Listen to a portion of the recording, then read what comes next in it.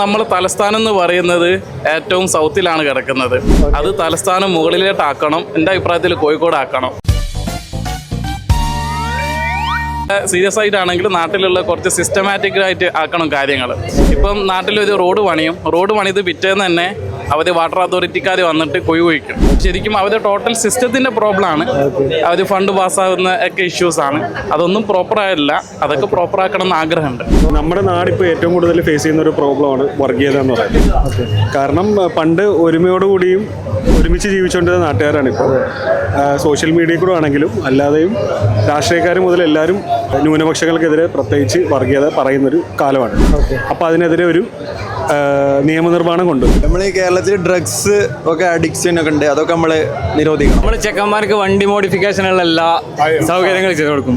ഫുട്ബോളിന്റെ ഇതിൽ കുറെ ആൾക്കാരുണ്ട് ബാക്കിൽ. ഇതുവരെ അവസരം കിട്ടാത്ത കുറെ ആൾക്കാരുണ്ട്. അവർക്കൊക്കെ മാക്സിമം സപ്പോർട്ട് ചെയ്ത് കൊടുക്കും. മദ്യം നിരോധിക്കും. ആദ്യം നമ്മുടെ MBD-കാരൊക്കെ ഒന്ന് നന്നാക്കും. എന്താ പറയുക, ഡെവലപ്മെന്റ് എല്ലാ മേഖലയിലേക്കും എത്തിക്കുക. UAE പോലെയുള്ള നല്ല കൺട്രീസിനെ ഫോളോ ചെയ്തുകൊണ്ട് പിന്നെ ഡെവലപ്മെന്റ് സിസ്റ്റമാറ്റിക് ആക്കുക.